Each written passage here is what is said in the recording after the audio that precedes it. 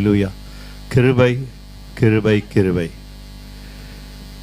வந்திருக்கிற உங்கள் ஒவ்வொருவரையும் கர்த்தர் தாமே ஆசீர்வதிப்பாராக. நாம் தேவனுடைய வார்த்தைக்குள்ளாய் கடந்து வருவோம். 2 கொரிந்தியர் புத்தகம் 1 அதிகாரம் வசனம் 20-21. எங்களால் தேவனுக்கு மகிமை உண்டாகும்படி தேவனுடைய வாக்குத்தத்தங்கள் எல்லாம் இயேசு கிறிஸ்துவுக்குள் ஆம் என்றும் அவருக்குள் ஆமேன் என்றும் இருக்கிறதே. உங்களோடு கூட எங்களையும் கிறிஸ்துவுக்குள் ஸ்திரப்படுத்தி நம்மை அபிஷேகம் பண்ணினவர் தேவனே. ஹல்லேலூயா. ஸ்தோத்திரம். அன்பான பிதாவே, இந்த நல்ல நாளின் காலவெளியிலே உமக்கு நன்றி செலுத்துகிறோம். இந்த 6 வார்த்தை எங்களிலே மகிம்படும்படியாக ஆண்டவருடைய சமூகத்தில் எங்களை தாழ்த்துகிறோம். பரிசுத்த ஆவியான எங்களிடத்தில் வெளிப்படட்டும், நீர் மகிம்படும். இயேசு கிறிஸ்து நாமத்தில் பிதாவே, ஆமேன். ஹல்லேலூயா.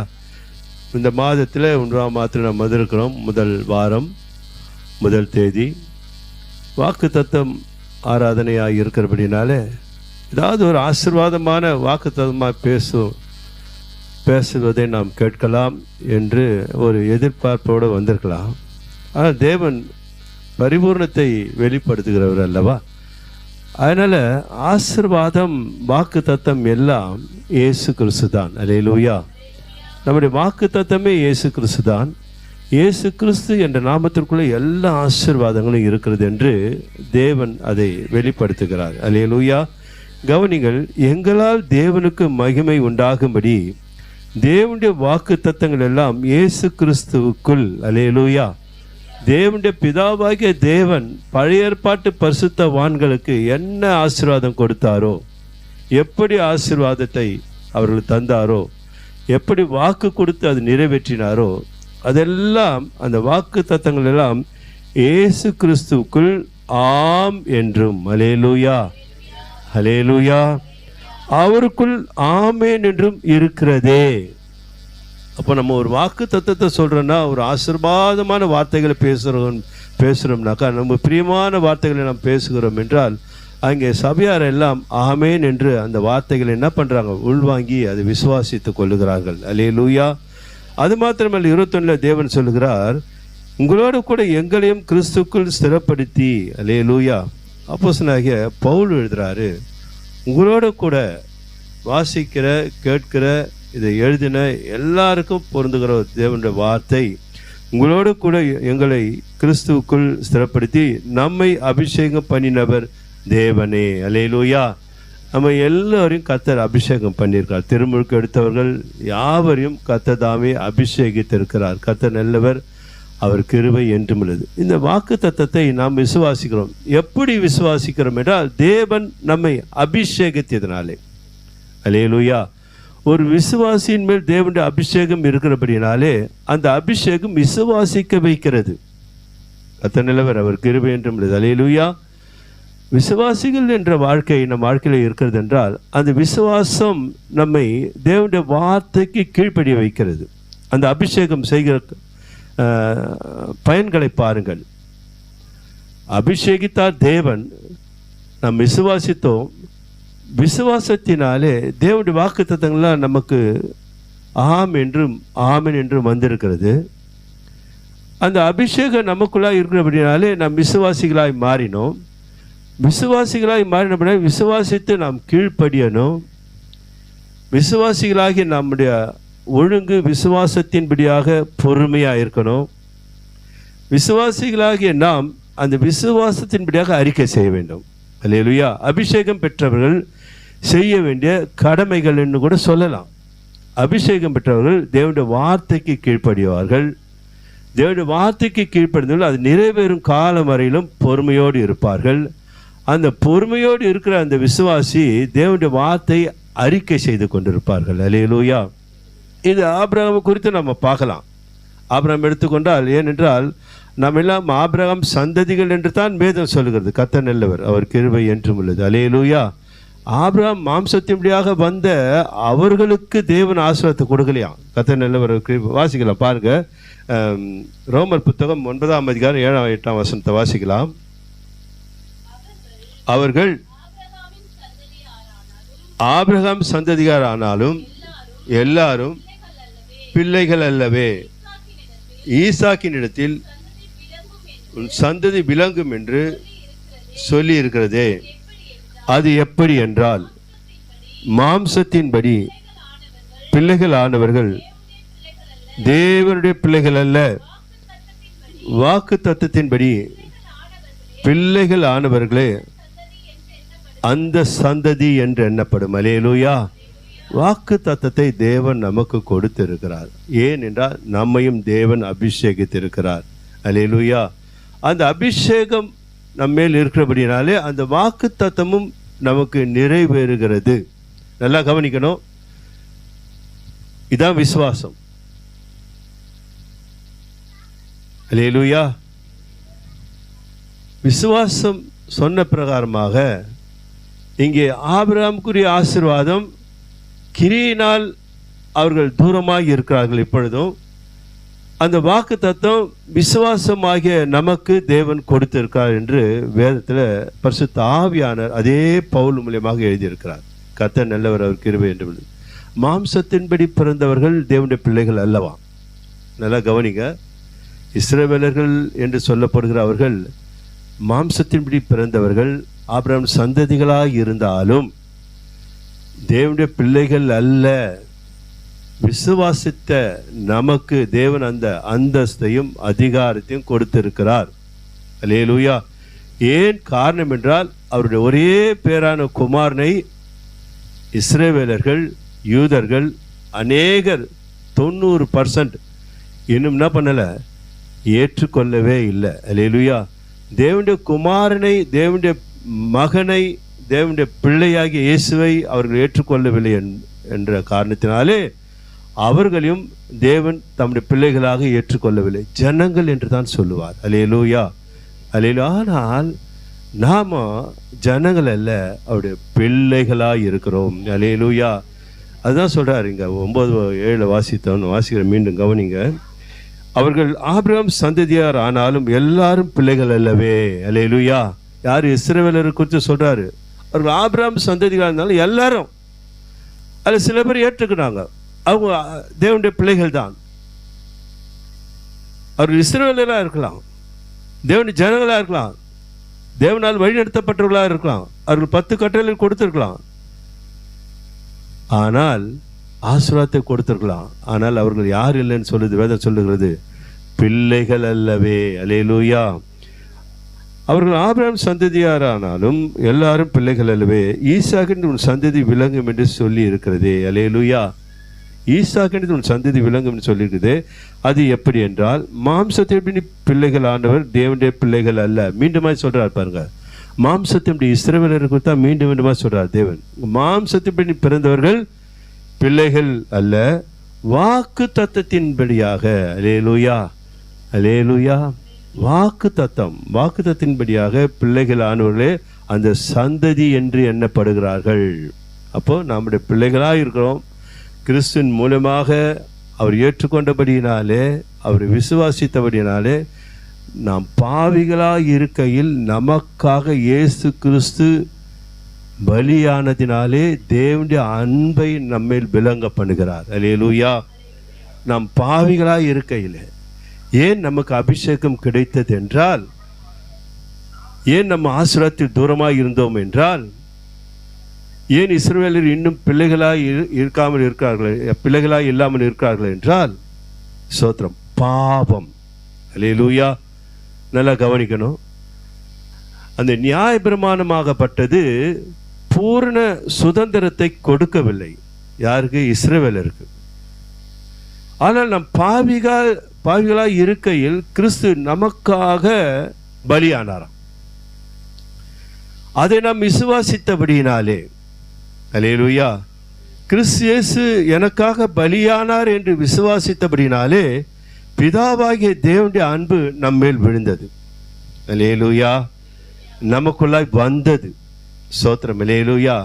அப்போ தேவனுடைய பிள்ளைகள் என்ற அந்த அதிகாரத்தை நாம் பெற்று இருக்கிறபடினாலே, அப்போ ஆபிரகாமுடைய ஆசீர்வாதங்கள் இஸ்ரவேலருக்கு போவதை காட்டிலும் தேவன் அதிகமாய் விரும்புவது கிறிஸ்துவின் வழியாக போவதை விரும்பினார். அல்லேலூயா. கிறிஸ்து தம்முடைய குமார உலகத்துக்கு அனுப்பி அவர் ஏற்றுக்கொள்ளாத இஸ்ரவேலர் மேல் தேவன் தம்முடைய ஆசீர்வாதத்தை கொடுப்பதிலே அவர் அது போதுமானவராய் இருக்கிறார். அல்லேலூயா. பரிபூர்ணமா இல்லை, ஆனால் இஸ்ரவேலருக்கு கொடுக்கப்பட்ட ஆசீர்வாதத்தை காட்டிலும் இயேசு ஏற்றுக்கொள்ளாத இஸ்ரவேலரை ஆசீர்வாதத்தை கொடுப்பதை காட்டிலும் இஸ்ரவேலர் அல்லாத, அல்லேலூயா, இஸ்ரவேலர் அல்லாத நாம் ஆவிக்குரிய இஸ்ரவேலராய் இருக்கிறபடினாலே தேவனுடைய ஆசீர்வாதங்கள் தேவன் இயேசு கிறிஸ்துவின் வழியாக நமக்கு திருப்பி கொடுத்திருக்கிறார், வழியை திறந்து இருக்கிறார். அப்போ இயேசு கிறிஸ்துவை நாம் சகோதரராய் நண்பராய் ஏற்றுக்கொள்வதனாலே இயேசு கிறிஸ்துக்கு பிதாவாகிய தேவன் அப்பா பிதாவை என்று அழைக்கிற அந்த உரிமை பாக்கியத்தை இயேசு கிறிஸ்து நம்முடைய சகோதரராக இருக்கிறபடினால் இயேசு கிறிஸ்து எப்படி அழைக்கிறாரோ அதே பாக்கியத்தை கர்த்தர் நமக்கு அப்பா பிதாவே என்று கூப்பிடுகிற ஒரு புத்திர சுவிகார உரிமையை பரிசுத்த ஆவியானவர் நமக்கு கொடுத்திருக்கிறார். அல்லேலூயா. பாருங்கள், வேதத்தில் பார்க்கிறோம், ரோமர் புத்தகத்தில் அழகாக பரிசுத்த பவுல் எழுதுவார். பாருங்க, 1 அதிகாரம் 4-5 வசனங்களை நாம் வாசிப்போம் என்றால், கவனிங்கள், இயேசு கிறிஸ்துவை குறித்து தேவன் தம்முடைய தீர்க்கதரிசியின் மூலமாய் பரிசுத்த வேதாகமங்களில் முன்னே தம்முடைய சுவிசேஷத்தை பற்றி வாக்குத்தத்தம் பண்ணினபடி கர்த்தராகிய இயேசு கிறிஸ்துவானவர் மாம்சத்தின்படி தாவீதின் சந்ததியில் பிறந்தவரும் பரிசுத்தமுள்ள ஆவியின்படி தேவனுடைய சுதன் என்று மரித்தோரிலிருந்து உயிர் தெழுந்ததினாலே பலமாய் ரூபிக்கப்பட்ட தேவகுமாரமாய் இருக்கிறார். அல்லேலூயா. தேவகுமாரன். அல்லேலூயா. நம்முடைய கிறிஸ்துவுடைய நாமம் என்ன? தேவகுமாரன். ஞாபகம் இருக்குன்னு நினைக்கிறேன். தேவகுமாரன். அவர் மரித்து உயிர் தெழுந்ததினாலே சுவிசேஷம் நமக்கு அறிவிக்கப்பட்டது. அல்லேலூயா. அவர் மரித்ததினாலே அல்ல, நம்முடைய பாவங்களுக்காக மரித்தார். அவர் உயிர் தெழுந்ததினாலே அந்த பாவத்திலிருந்து நாமும் உயிர் தெழுந்துட்டோம். ஏற்கனவே போதிச்சிருப்பது குறித்து. அல்லேலூயா. அப்போ உயிர் தெழுந்ததினாலே அந்த உயிர் தெழுதல் தான் நமக்கு விசுவாசத்தை கொடுத்தது என்றால் சுவிசேஷம் இப்பொழுது இல்லை, தேவன் பழைய ஏற்பாட்டு காலத்தில் அறிவித்திருக்கிறாராம். அதான் வேதத்தில் நம்ம 4ஆம் வசனத்தில் வாசிக்கிறோம். கவனிங்க, இயேசு கிறிஸ்துவை குறித்து தேவன் தம்முடைய தீர்க்கதரிசியுமாய் பரிசுத்த வேதாகமங்களில் முன்னே தம்முடைய சுவிசேஷத்தை, அல்லேலூயா, இயேசு கிறிஸ்து பிறந்ததினால் சுவிசேஷம் அல்ல, இயேசு கிறிஸ்து பிறப்பதற்கு முன்பாக தம்முடைய பரிசுத்தவான்களை கொண்டு வேதத்திலே வெளிப்படுத்தியிருக்கிறார். அல்லேலூயா. சுவிசேஷத்தை நாம் கேட்டபடியினாலே கிறிஸ்து இயேசு யார் என்பதை நாம் தெரிந்து கொண்டோம். ஆனால் கிறிஸ்து இயேசுவானவர் அவர் பிறப்பதற்கு முன்பாக வேதத்தில் அநேக அடையாளங்களினாலே தன்னை வெளிப்படுத்தியிருக்கிறார். கர்த்தர் நல்லவர், அவர் கிருபை என்றும் இல்லை. எங்கேயெல்லாம் பழைய ஏற்பாட்டு காலத்தில் தூதனானவர் சொல்லப்படுதோ அங்கேயெல்லாம் இயேசு கிறிஸ்து தான் வெளிப்பட்டு கொண்டே இருப்பார். அல்லேலூயா. அல்லேலூயா. பாருங்க, ஆகாருடைய வாழ்க்கையிலே தான் இயேசு கிறிஸ்து வெளிப்படுவார். மேக ஸ்தம்பத்தினாலும் அக்னி ஸ்தம்பத்தினாலும் இஸ்ரவேலை வழிநடத்தணும் இயேசு கிறிஸ்து தான். சாத்ராக் மேஷாக் ஆபேத்நேகோ அவர்கள் மத்தியில்,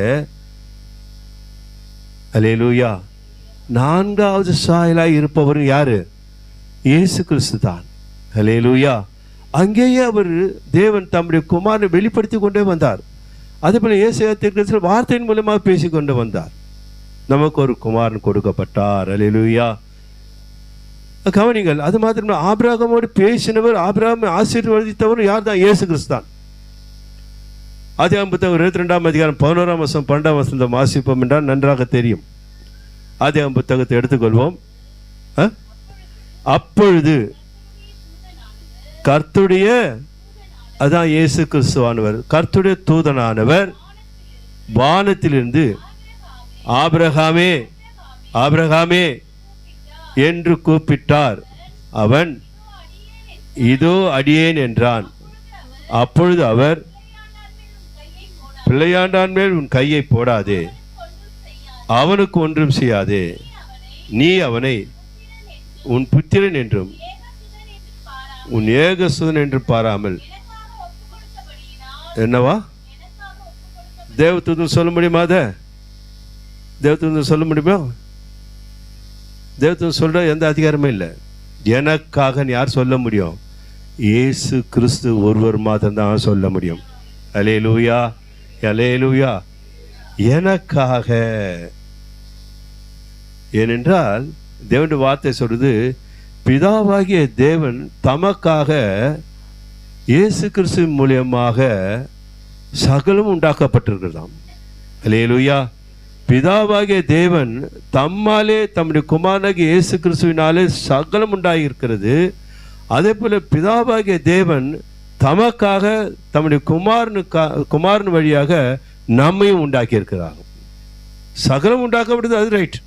ஆனால் நம்மை உண்டாக்கி இருக்கிறார் என்றால் அவருடைய ஆசீர்வாதத்தின் பங்குள்ள பிள்ளைகளாக இருக்க முடியாது. தேவன் நம்மை உலகத்திலிருந்து பிரித்து எடுத்திருக்கிறார். ஹல்லேலூயா, ஹல்லேலூயா.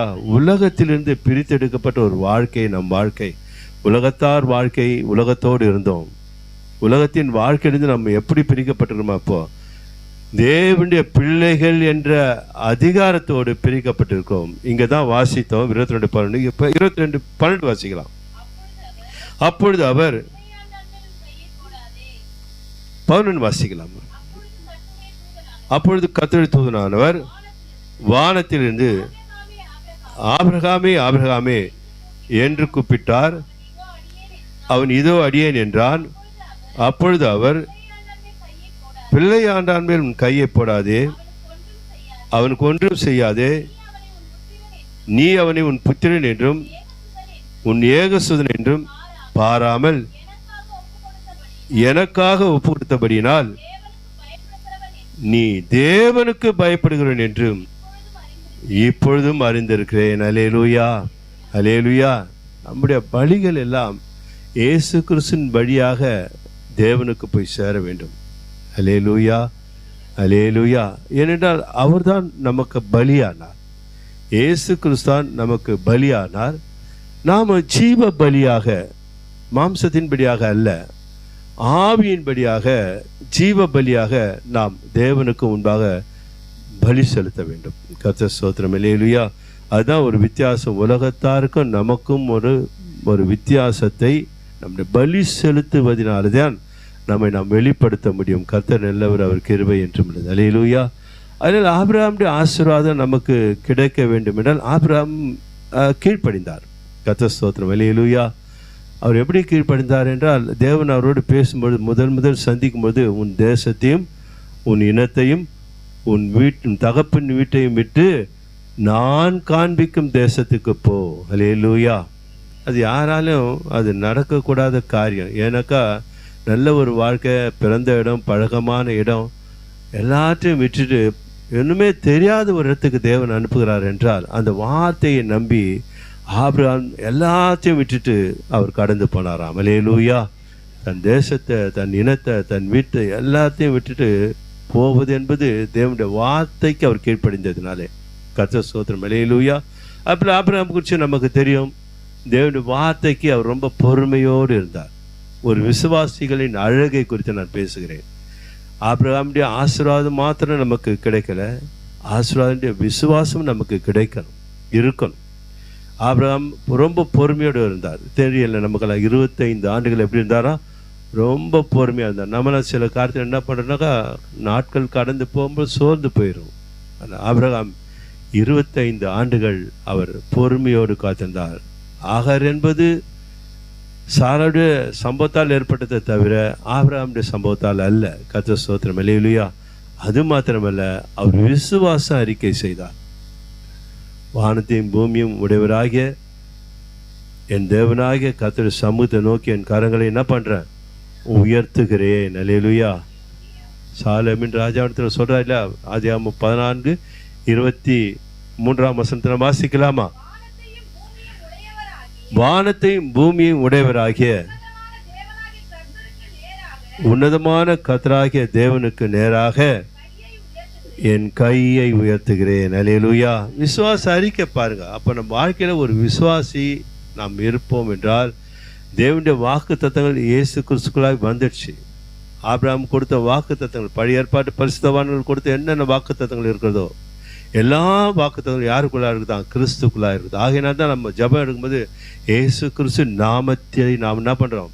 பயன்படுத்துகிறோம். அல்லேலூயா. அந்த ஜெபம் கூட இயேசு கிறிஸ்து நாமமே அல்லாமல் பரலோகத்துக்கு போவது என்பது கூடாத காரியம். அதனால அப்போது அந்த பரலோகத்திலிருந்து ஆசீர்வாதம் எங்கே வருதுனாக்கா, நம்ம ஜெபிக்கிறோம், இயேசுவின் வழியாக பரலோகத்துக்கு போகுது. அப்போ பரலோகத்திலிருந்து ஆசீர்வாதம், உன்னதமான ஆசீர்வாதம் வரணும். இது எதன் வழியாக தான் வரணும்? இயேசு கிறிஸ்துவின் வழியாகத்தானே வரணும்.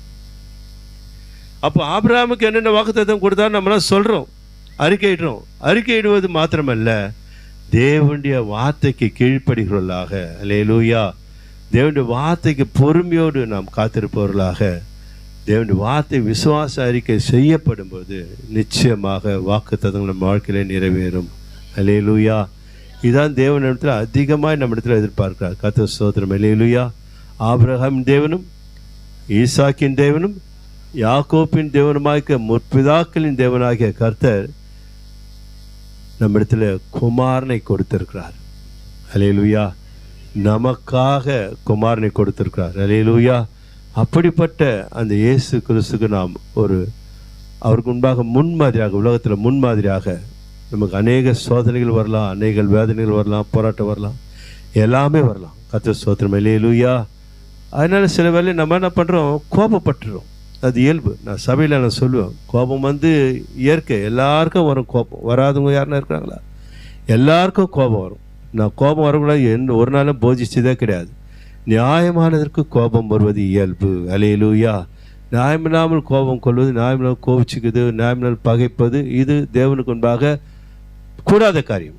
கர்த்தர் ஸ்தோத்திரம். அல்லேலூயா. நான் கூட சொல்லிக்கிறேன், யாருக்காவது கோபம் வரலன்னா கோபம் இல்லாத மனுஷன் எங்கே தான் போகணும்?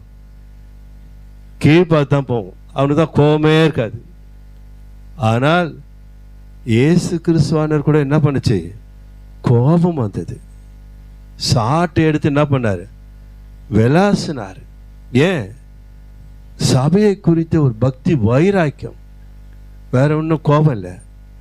கோபம் கொண்டாலும் பாவம் செய்யக்கூடாது. அல்லேலூயா. அந்த கோபத்தையே வன்மமாக, பகையாக, விரோதமாக அதை நாம் மேய்ப்போம் என்றால் அதுதான் நம்மை பாதிக்கும். அதுதான் நம்ம என்ன பண்ண, நம்ம ஆவிக்கிற வாழ்க்கை சிதைக்கும். அப்போ நாம் பகையாளியாக மாறிட்டோம்னா தேவனுக்கு நாம் பகையாளியாய் மாறிவிடுவோம். அப்போ தேவனுடைய வார்த்தைக்கு என்ன பண்ணல, நாம் கீழ்ப்படியவில்லை. அல்லேலூயா. தேவன் சொல்லுகிறார் மன்னிங்கள் ஆண்டு சொல்லிட்டாரு. ஆபிரகாம் மன்னிக்கிறார் பாருங்க. அல்லேலூயா. தன் அண்ணன் மகனை மன்னிக்கிறார். எவ்வளோ போராட்டம், எவ்வளோ விரோதங்கள் ஏற்படுகிறது. ஆனால் அவர் அவனை மன்னித்து கொண்டே வர்றார். மாத்திரமல்ல, பரிந்து பேசுகிறார் தேவனிடத்தில். அல்லேலூயா. இல்லையா? பரிந்து பேசுகிறார். கர்த்தர் நல்லவர். அப்போ நாம் யாராக இருந்தாலும் சரி, நம்ம அவர்களுக்காக என்ன பண்ணணும்? பரிந்து பேசணும். தேவ சமுதில் தேவன் அதை தான் எதிர்பார்க்கிறார். கர்த்தர் நல்லவர். அல்லேலூயா. அதனால் நமக்கு தேவன் அப்படிப்பட்ட அபிஷேகத்தை தான் கொடுத்திருக்கிறார். அல்லேலூயா. அதான் நம்ம பார்த்தோம். 2 கொரிந்தியர் புத்தகம் 2ஆம் அதிகாரம் 1ஆம் வசனம், 1ஆம் அதிகாரம் 21ஆம் வசனத்தை மீண்டும் வாசிக்கலாம். உங்களோடு கூட எங்களையும் கிறிஸ்துவுக்குள் ஸ்திரப்படுத்தி நம்மை அபிஷேகம் பண்ணினவர் தேவனே. அல்லேலூயா. அல்லேலூயா. நான் அடிக்கடி சொல்லுவேன், தாவீதின் அபிஷேகம் சாமுவேலால் கொடுக்கப்பட்டது. அல்லேலூயா. ஆனால் அன்பான பிள்ளைகளை, தேவன் ஒவ்வொருவரும் அபிஷேகித்திருக்கிறார். எப்பொழுது திருமுழுக்கு எடுத்தீர்களோ, நீங்கள் எப்பொழுது திருமுழுக்கு எடுத்து எழுந்திருக்கிறீர்களோ, அப்பொழுது தேவனுடைய அபிஷேகம் உங்கள் முத்திரையாய் முத்தரிக்கப்பட்டது. அல்லேலூயா. அந்த அபிஷேகம் உள்ளவர்கள் தேவனுடைய வாக்கு தத்தங்களுக்கு சொந்தங்களாய் மாறி விடுகிறார்கள். அல்லேலூயா. அப்போ சொந்தங்களாய் மாறினோம்னா பாரு, நம்ம யாராவது உரிமையாக சொந்தமாக இருக்கணும். நம்ம இப்போ ஒரு தகப்பன் இருக்கிறான், ஒரு தகப்பட ஒரு மகள், ஒரு கணவர் இருக்கிறான், ஒரு கணவனத்தில் மனைவி உரிமையாக கேட்பாங்க பாருங்க. ஏன்? உறவு, அந்த ஐக்கியம். வெளியால் கேட்க முடியுமா? கேட்க முடியாது. அந்த உறவை அபிஷேகம் ஏற்படுத்தி கொடுத்திருக்கிறது. அல்லேலூயா. அவருடைய மகன் என்ற அந்த அபிஷேகம் நமக்குள்ள இருக்கிறபடினாலே ஆபிரகாமுடைய ஆசீர்வாதம், தேவன் ஆபிரகாம் கொடுத்த ஆசீர்வாதங்கள் எல்லாம் இயேசு கிறிஸ்துக்குள் ஆம் என்றும் ஆமென் என்றும் இருக்கிறது. அல்லேலூயா. வாசிக்கலாம். ஒரு வசனத்தை வாசித்து ஜெபம் பண்ணலாம். கர்த்தர் நல்லவர் கிருபை என்று உள்ளது. பாருங்க, ரோமர் புத்தகம் 4ஆம் அதிகாரம் 17ஆம் வசனம். அநேக ஜாதிகளுக்கு உன்னை தகப்பனாக ஏற்படுத்தினேன் என்று எழுதியிருக்கிறபடி அவன் தான் விசுவாசித்தவருமாய் மரித்தோரை உயிர்ப்பித்து இல்லாதவர்கள் இருக்கிறவர்கள் போல் அழைக்கிறவருமாய் இருக்கிற தேவனுக்கு முன்பாக நம் எல்லாருக்கும் அவன் தகப்பனானான். அல்லேலூயா. யார் தகப்பனானது? இப்போ ஆபிரகாம் தான் நமக்கு தகப்பனாயிட்டார். அல்லேலூயா. விசுவாசத்தின்படியாக விசுவாசத்தின் தந்தை, விசுவாசத்தின் தகப்பன் ஆபிரகாம். அப்போ தேவன் ஆபிரகாம் கொடுத்தாருன்னா அவர் சந்ததிகளாக நம்ம மாறிட்டோம். அல்லேலூயா. அது ஏற்கனவே வாசித்த மாம்சத்தின்படி பிறந்தார்களே இஸ்ரவேலர்கள், அவர்களுக்கு இல்லாத ஒரு ஆசீர்வாதம். இதனால நம்ம யோசித்து நம்ம புரிஞ்சுக்கிட்டோம்னா தேவன் எவ்வளவு நல்லவர், எவ்வளவு நன்மை செய்திருக்கிறார் என்பதை புரிந்து கொள்ள முடியும். தேவன் ஒரு இனத்திற்கு, ஒரு கோத்திரத்துக்கு, ஒரு ஜனத்திற்கு ஆசீர்வாதத்தை கொடுக்கல. இஸ்ரவேலர் தேவனாக இருந்தாலும் பூமியில தன்னை வெளிப்படுத்தும்படியாக, அல்லேலூயா, பிதாவாகிய தேவன் ஆதாமை ஏவாளையும் ஆசீர்வதித்து அந்த ஆசீர்வாதத்தை கொடுத்தார். அந்த ஆசீர்வாதத்தை கொடுத்து சகலத்தையும் பழுகி பெருகி நீங்கள் ஆண்டு கொள்ளுங்கள் சொன்னார். ஆனால் அங்கே ஏதேன் தோட்டத்தில் வந்த சர்ப்பம் தந்திரமாக அந்த ஆண்டு கொள்ளுகிற அதிகாரத்தை பிடுங்கினது. கவனிக்கிறீங்களா? யார்கிட்ட இருந்து? ஆதாம் கிட்ட ஏவாள் கிட்டையும் ஆசீர்வாதத்தை பிடுங்கி விட்டது, அதிகாரத்தை பிடுங்கிடுச்சு. இப்போ அதிகாரமற்றவர்களாக மாறிட்டாங்க, ஆசீர்வாதம் இல்லாதவர்களாக மாறிட்டாங்க, வெறுமையாக ஆயிட்டாங்க, அவமானமாக போச்சு தெரியுது. அதைத்தான் இழந்து போனதை தேடவும். அல்லேலூயா. நம்மலாம் மனித சந்ததிகளாக இழந்து போச்சு, ஆதாம் ஏவாளால் இழந்து போச்சு. ஆனால் தேவனுக்கு தன்னால் உண்டாக்கப்பட்ட மக்களை ஆசீர்வதிக்க வேண்டும் என்று அப்படியே நடத்திக்கிட்டே வராரு. நடத்திட்டு ஒரு தேசத்தை தேர்ந்தெடுக்கிறார். இஸ்ரவேல் என்ற தேசத்தை உலகத்தின் மத்தியில் காணப்படுகிற ஆசியா கண்டத்தில் நம்ம இந்திய தேசத்தை சேர்ந்தது. அமெரிக்காவோ ரஷ்யாவோ இங்கிலாண்டோ ஆஸ்திரேலியாவோ இல்லை, நம்ம இந்திய தேசத்தை சேர்ந்த தேசம் அது இஸ்ரேல் தேசம். ஆசிய கண்டத்தில் இருக்கிற நல்ல தேசம். வெளிநாட்டு தெய்வம் வெளிநாட்டு தெய்வம் இல்லை, தெரியாது சொல்கிறாங்க. பார்க்கணும்னா நம்ம நாட்டு தெய்வம் அவர். அல்லேலூயா. அப்படிப்பட்ட ஒரு மத்தியில் இருக்கிற தேவனுடைய கண்கள் பூமியின் மத்தியில் இருக்கிற இஸ்ரவேல் அந்த யூத தேசத்தை தேர்ந்தெடுத்தார். அங்கே உள்ள மக்களை வழிநடத்தும்படியாக ஆபிரகாம் என்ற தாகமுள்ள ஒரு மனிதனை மனித சமுதாயத்தில் பிரித்தெடுத்து அவனுக்கு ஆசீர்வாதத்தை கொடுத்து அவனை வழி நடத்தி அவன் மூலியமாக கோத்திர பிதாக்கள் உருவாகி சந்ததிகள் உருவானது. ஒரு தேசத்தை கொடுத்தார், கானான் தேசம் என்ற தேசத்தை கொடுத்தார். கர்த்தர் ஸ்தோத்திரம். அல்லேலூயா. மையத்தில் கொண்டு போய் நிறுத்தினார். எகிப்து தேசத்து புறப்பட்ட மக்களை கர்த்தர் நல்லவர். அல்லேலூயா. அது நிறைய சம்பவங்கள் அதெல்லாம் நிறைய இருக்குது. அன்பான தேவனுடைய பிள்ளைகளே, அப்பொழுது பாருங்கள், இந்த ஆபிரகாமை தான் தேவன் தம்மை அவர்களை ஆசீர்வதித்து தாம் யார் என்பதை வெளிப்படுத்தினார். அல்லேலூயா. அப்படியே வெளிப்படுத்தி மோசையின் காலம் வருது. மோசையின் காலம் வரும்போது தம்மை இன்னும் வெளிப்படுத்துகிறார். 10 கற்பனைகளை கொடுத்து 10 கட்டளைகளை கொடுத்து அப்படி. ஆனால் தேவனுடைய சிந்தையெல்லாம் நோவா காலத்திலிருந்து, ஆபிரகாம் காலத்திலிருந்து, தாவீதின் காலத்திலிருந்து அப்படியே கொண்டுகிட்டே வர்றாரு. எப்பொழுது உலகத்திற்கு, உலக மக்களை ஆசீர்வதிக்க வேண்டும், அல்லேலூயா. இது ஒரு ஜனத்திற்காக தேவனுடைய ஆசீர்வாதம் அல்ல. ஏனென்றால் உலகம் முழுவதும் உள்ள யாவையும் கர்த்தர் உண்டாக்கினார். அல்லேலூயா. ஏதோ ஆபிரகாம் சந்ததிகள் மாத்திரம் அல்ல ஆசீர்வாதம். உலக மக்கள் நம்ம எல்லாம் படைத்தவர் தேவன். அவர்கள் விசேஷித்தவர்கள் அல்ல. அல்லேலூயா. பார்க்க போனால் விசேஷித்தவர் நாம தான். அல்லேலூயா. இதெல்லாம் விசுவாசிக்கணும். அவர்களை காட்டிலும் இயேசு கிறிஸ்து ஏற்றுக்கொள்ளாத வரையிலும் அவர் விசேஷித்தவர் அல்ல. நாம அவர்களை காட்டிலும், அவர்கள் ஜனங்களாக இருந்தாலும் நம் பிள்ளைகளாக இருந்து நம்ம அதிகமாக விசேஷமாய் தேவனுடைய கண்கள் நம்ம மேலே இருக்குது. இதை நல்லா கவனிக்கணும். அல்லேலூயா, அல்லேலூயா. அப்போ ஆபிரகாமுக்கு என்னென்ன ஆசீர்வாதம் கொடுத்தாரோ தேவனுடைய அந்த திட்டம், பிளான் இருந்து பாருங்க. அது இயேசுவர் எப்போ குமாரனை அனுப்பணும் பூமிக்கு. இந்த ஆபிரகாம் ஆசீர்வாதத்தில் அப்படியே எங்கே கொண்டு போகணும்? குமாரனாக இயேசு கிறிஸ்து கொண்டு போகணும். அந்த குமாரனாக இயேசு கிறிஸ்து எங்கே கொண்டு போனால் பலி செலுத்தும்படியாக கொண்டு போக வேண்டும். அப்போ பலி செலுத்தும்படியாக நியாயமரத்தின் முடிவாக கிறிஸ்து இயேசுவாய் இருக்கிறார் என்று வேதம் சொல்லுது. அப்போ நியாயமரத்தின் முடிவுக்கு கொண்டு வரும்படியாக, நியாயமரத்தின் மக்களை புறந்தள்ளும்படியாக கிறிஸ்துவை நியாயமரத்தின் முடிவாக வைத்து தேவன் கிறிஸ்துவை வெளிப்படுத்துகிறார். அல்லேலூயா. ஏன்? உலக மக்களை ஆசீர்வதிக்க வேண்டும் என்று ஆதி ஆகமத்திலிருந்தே தேவனுடைய விருப்பம். கர்த்தர் ஸ்தோத்திரம். அல்லேலூயா. நாமெல்லாம் என்ன பண்ணோம்? தெரியாமல் பிரிஞ்சிருந்தோம், அவர் அறியாமல் வாழ்ந்திருந்தோம். அறியாத காலங்களில் கர்த்தர் அறிந்திருக்கிறார். அல்லேலூயா. எப்போது நாம் இரட்சகரை ஏற்றுக்கொண்டோமோ அப்போது நம்முடைய பாவங்களை இயேசு சுமந்தார், என் பாவங்களை மன்னிக்கிறவர் தேவன் என்று நாம் நினைக்கிற மாத்திரம் தேவன் நம்மை அபிஷேகித்திருக்கிறார். அல்லேலூயா, அல்லேலூயா. அபிஷேகம் என்பது யார்? புதிய ஏற்பாட்டு கால மனுஷனுக்கு தான். இஸ்ரவேலர் அபிஷேகல. இது நல்லா புரிஞ்சுக்கணும். இதெல்லாம் இஸ்ரவேலர் மேலே அபிஷேகம் கிடையாது. என்றால் கிறிஸ்து இயேசுவை ஏற்றுக்கொண்டால் தான் பரிசுத்த ஆவியானவர் அவர் மேல் ஊற்றப்படுவார்.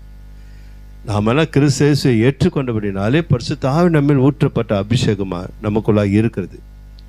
அந்த நாளிலேயே தேவன் அபிஷேகமாக வந்தார் என்றால் முக்கியமான ஒரு ஸ்தலங்களிலே முக்கியமானவருடைய ராஜாக்கள், நியாயாதிபதிகள், இப்படிப்பட்டவர் மேல் தான் அபிஷேகம் வந்து இறங்கும். ஆனால் இங்கே அல்லேலூயா எல்லாருக்கும் தேவன் அபிஷேகம் கொடுத்திருக்கிறார். நம்ம எல்லாரையும் கர்த்தர் அபிஷேகித்திருக்கிறார். அல்லேலூயா. உங்கள் மேலெல்லாம் தேவனுடைய அபிஷேகம் இருக்கிறது. அல்லேலூயா. அந்த அபிஷேகம் உங்களுக்கு கற்றுக் கொடுக்கும். உங்களுக்கு யாரும் கற்றுக் கொடுக்க வேண்டிய அவசியமே இல்லை. அல்லேலூயா. அந்த அபிஷேகம் உங்களை விசுவாசிக்க வைக்கும். அந்த அபிஷேகம் உங்களை கீழ்ப்படிய பண்ணும். அந்த அபிஷேகம் உங்களை பொறுமையாக இருக்க பண்ணும். அந்த அபிஷேகம் மட்டும் விசுவாச அறிக்கைகளையே பேசி கொண்டிருக்கும். அல்லேலூயா, அல்லேலூயா. அதனால தான் ஆண்டவர் சொல்கிறாரு, இயேசு கிறிஸ்துவை துக்கப்படுத்தினா கூட பரவாயில்ல. அல்லேலூயா. பரிசுத்த ஆவியானவரை மாத்திரம் என்ன பண்ணாதீங்க, துக்கப்படுத்தாதீங்க. ஏன்னா நீங்கள் பூமியில் ஆசீர்வாதமாக இருக்க முடியாத அபிஷேகம் உங்கள் மேல் வைத்திருக்கிறார் ஆண்டவர்னு சொல்கிறார். அப்போ எதை எழுந்தாலும் எதை தான் இழக்கக்கூடாது, அபிஷேகத்தை இழக்கவே கூடாது. அதில் தான் தேவனுடைய வாக்குத்தத்தம் கிறிஸ்துவின் வழியாக ஆம் என்று மாம் என்று இருக்கிறபடினாலே அந்த அபிஷேகத்தை இழக்கவே கூடாது. தாவீது ஒரு தவறு பண்ணிட்டார். என்ன பண்ணிட்டாரு? பெரிய தவறு தான், சொல்ல முடியாத தவறு, சகிக்க முடியாத தவறு, மன்னிக்கலை. தாவீதை மன்னிக்க முடியாத ஒரு தவறு. கர்த்தர் ஸ்தோத்திரம். அல்லேலூயா. சந்ததிக்கு மேலே அது வைக்க ஆரம்பிச்சிட்டார். கர்த்தர் ஸ்தோத்திரம். அல்லேலூயா. பாருங்க, அப்படிப்பட்ட தாவீது மனம் திரும்பி எதுக்காக கதறாரா? அந்த அபிஷேகத்தான் கதறார். 55 சங்கத்தில் பார்க்கும்பொழுது எதுக்கு கதறாரு அவரு? ராஜாயத்தை நிற்கும். தலையில் என்ன கிரீடம் இருக்குது? பொற்கிரீடம் இருக்குது. அந்த ஸ்தானம் என்ன? ராஜஸ்தானம். இந்த அபிஷேகம் இந்த கிரீடத்தை காட்டிலும் மேலானது ஆண்டவரே. அல்லேலூயா. இந்த கிரீடம் வரும் போகும், ஆனால் நம்முடைய அபிஷேகம் மாத்திரம் என்னை விட்டு என்ன பண்ணக்கூடாது, விலகவே கூடாது என்று கதறினதுனாலே அதான் தாவீதின் சந்ததியிலே இன்னும் வேதத்தை பார்க்கிறோம். அல்லேலூயா. அந்த அபிஷேகத்திற்காக தாவீது கதறினார். பாவம் செய்த காரியங்களுக்காக தேவன் சமூகத்தில் கதறினார். அதுக்கப்புறம் தாவீது பாவம் செய்யவில்லை என்று தேவனை சாட்சி கொடுக்கிறார். அல்லேலூயா, அல்லேலூயா. அதனால தான் தாவீதை குறித்து தேவனுக்கு ரொம்ப பிரியம். தாவீதின் குமாரன் எனக்கு இறங்கும் என்று சொல்லும்படியாக வேதத்தில் அனுமதி கொடுக்கிறார். ஆபிரகாம் குமாரன் சொல்லியிருக்கலாம், அல்லேலூயா.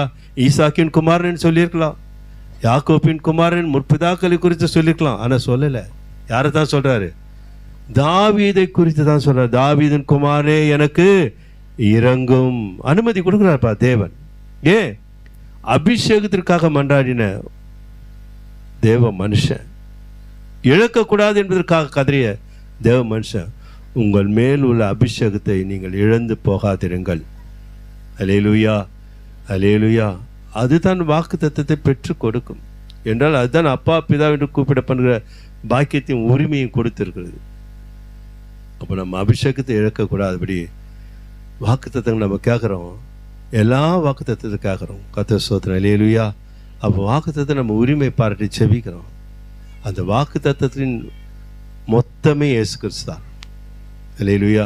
அந்த இயேசு கிறிஸ்துவை நாம் மகிமைப்படுத்துகிற ஒரு வாழ்க்கை வாழும்பொழுது எல்லா ஆசீர்வாதங்களும், அதாவது தேவனுடைய ராஜ்யத்தையும் அவருடைய நீதியும் தேடுங்கள், அப்பொழுது இவைகளெல்லாம் உங்களுக்கு என்ன பண்ணப்படும்?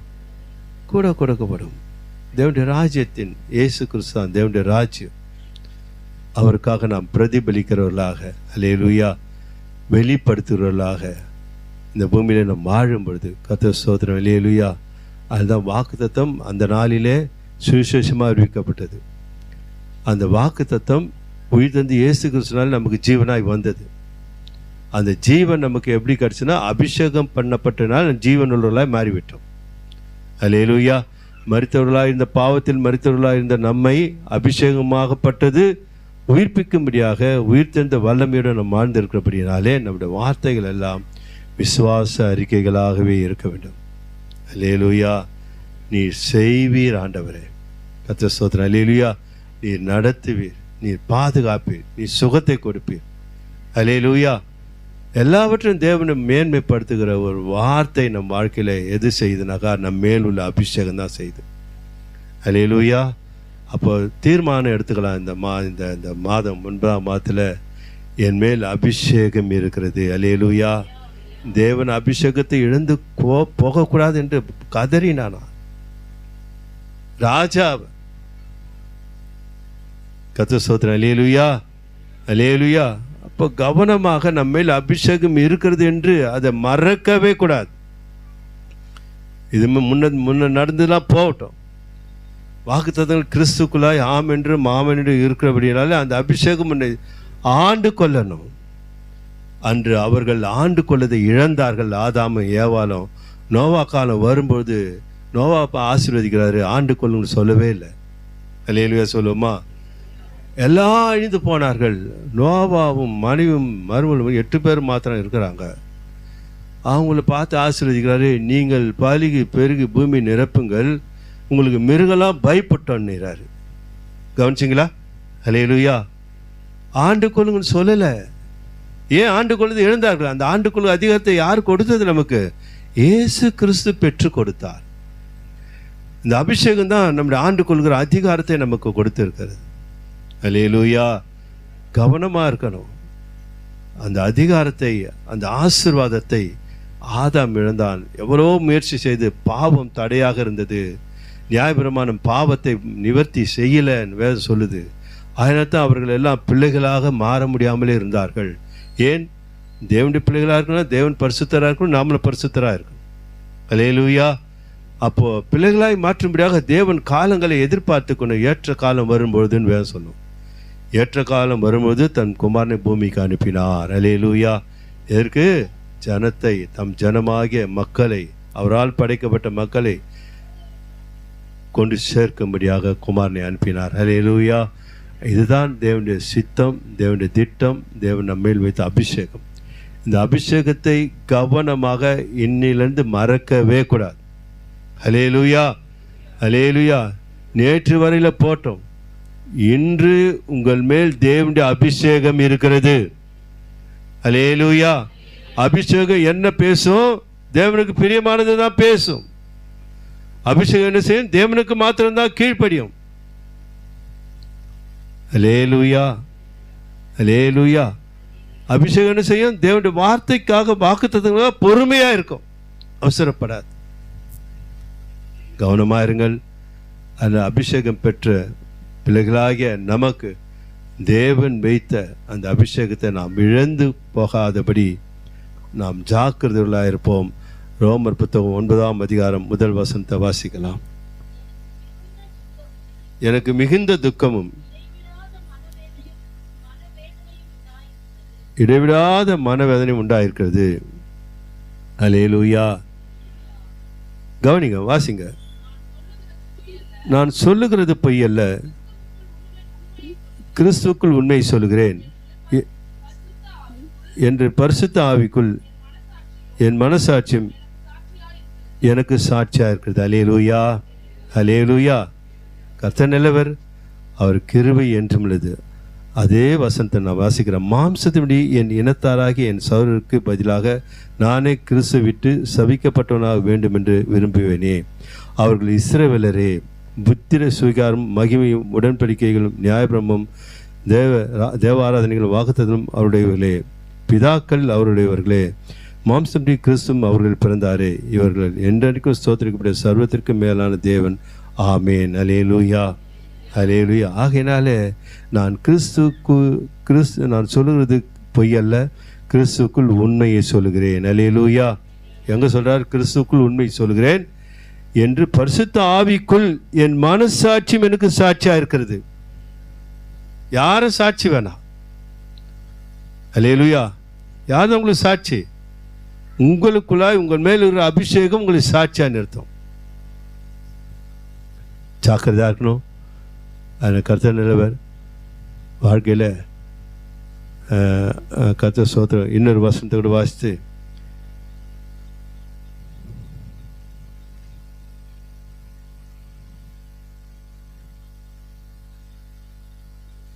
ஸ்தோத்திரம், ஸ்தோத்திரம், ஸ்தோத்திரம்.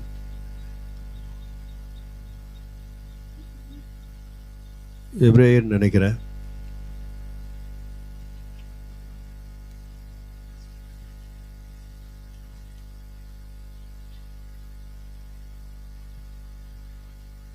பத்தாம் அதிகாரம்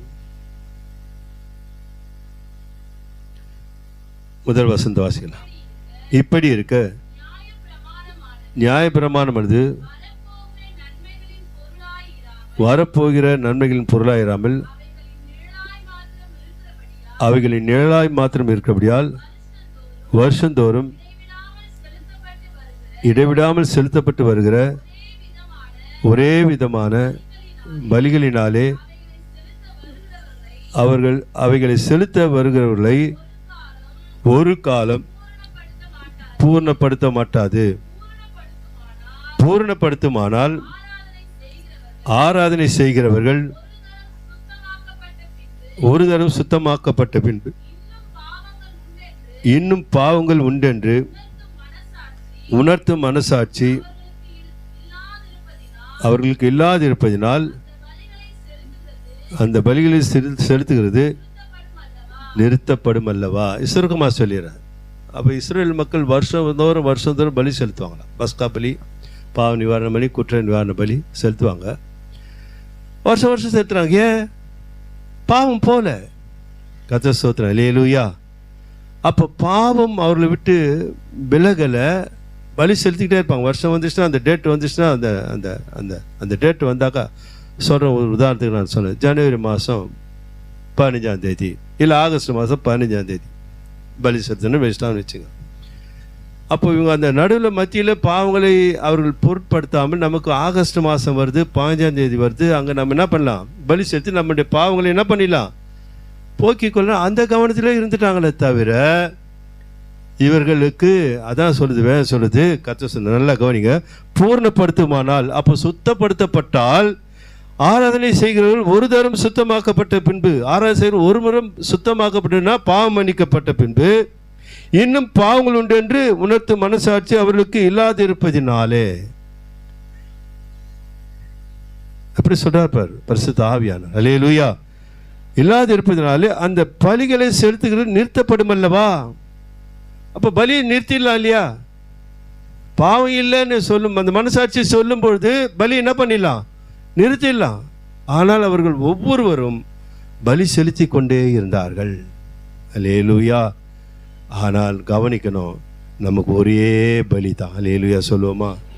ஒரே தரம் தான் பலி. இதை நல்லா புரிஞ்சுக்கணும். கிறிஸ்து நமக்காக என்ன பண்ணாராம்? பலியானா. வேறு பலி இல்லை.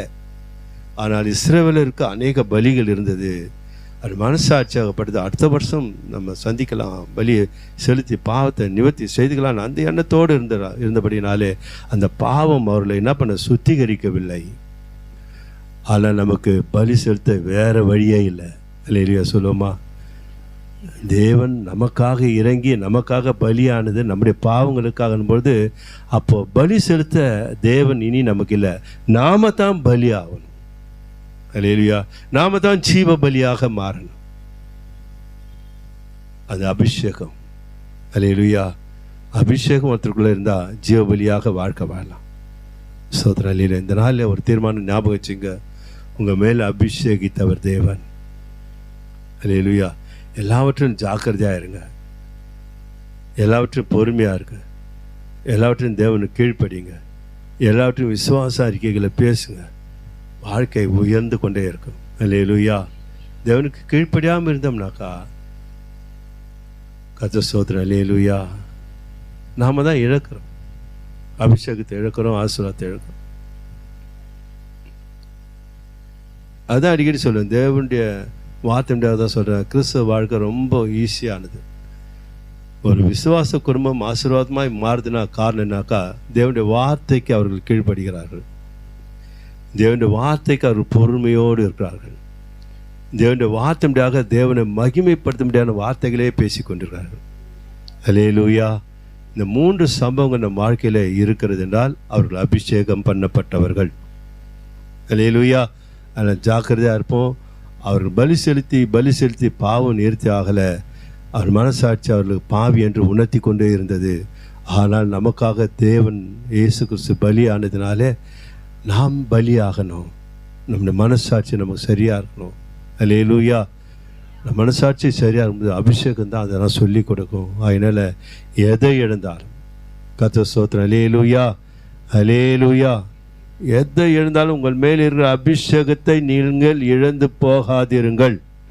அந்த அபிஷேகத்தின் அடையாளம் தான் கீழ்ப்படிதல், பொறுமை, வாக்கு தத்த அறிக்கைகள், விசுவாச அறிக்கைகள்.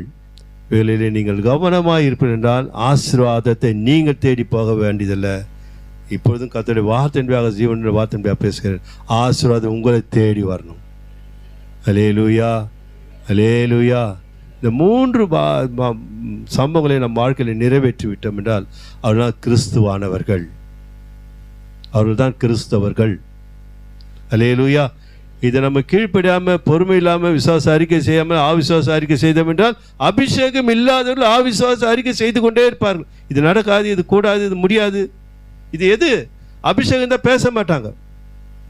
தேவனுடைய அபிஷேகம் தேவனை குறித்து தான் மகிமைப்படுத்தி கொண்டே இருக்கும். தேவன் வார்த்தைக்கு கீழ்ப்படிய வேண்டும் என்று நடுங்கும். தேவன் செய்வார், நிச்சயமாக செய்வார் என்று பொறுமையோடு காத்திருக்கும். ஆபிரகாமுடைய ஆசீர்வாதம் தான். ஆபிரகாம் கீழ்ப்படிந்தார், ஆபிரகாம் பொறுமையோடு இருந்தார், ஆபிரகாம் விசுவாச அறிக்கை செய்தார். அதுதான் விசுவாச தந்தை ஆபிரகாம். அந்த விசுவாசத்தை துவக்கினவர் இயேசு கிறிஸ்து. அல்லேலூயா. விசுவாசத்தை யார் துவக்குனது? இயேசு கிறிஸ்து துவக்கினார். எந்த விசுவாசம்? ஆபிரகாம் உனக்கு தந்த. அல்லேலூயா. அவன் விசுவாச தந்து அவனை கவனின்றார். அவனை தான் தகப்பனாக ஏற்படுத்திக்கிறேன். விசுவாச தகப்பனாக உன்னை வச்சிருக்கிறேன், அவரை உங்களுக்கு வச்சிருக்கிறேன், அவனை கவனிக்கின்றார். அதை கவனிக்கும்படியாக அபிஷேகமும் அந்த விசுவாசத்தை எனக்குள்ளாய் ஏற்படுத்தினமாகிய கிறிஸ்துவை நான் மகிமைப்படுத்த வேண்டும். அல்லேலூயா. கொஞ்ச கால வாழ்க்கை. அல்லேலூயா. நான் அதான் நல்லா புரிஞ்சுக்கிறேன். இது நிரந்தரமான வாழ்க்கை இல்லை, இது கொஞ்ச காலமான வாழ்க்கை. கடந்து போவது புல்லின் மேல் உள்ள பூவை போல. அல்லேலூயா. உங்கள் தனிப்பட்ட சொந்தங்களுக்காக, மற்ற காரியங்களுக்காக யாருக்காட்டையும் வைராக்கியம் பாராட்டாதீங்க. ஆனால் தேவ காரியங்களில் கொஞ்சம் வைராக்கியம் வையுங்கள். தேவனுக்காக நான் இப்படி வாழ்வேன், தேவனுக்காக நான் சுடர் விடுவேன், தேவ பக்திக்காக நான் வைராக்கியமாக இருப்பேன். ஊழியத்தில் எந்த டாட் விழாமல் பார்த்துங்க. அல்லேலூயா.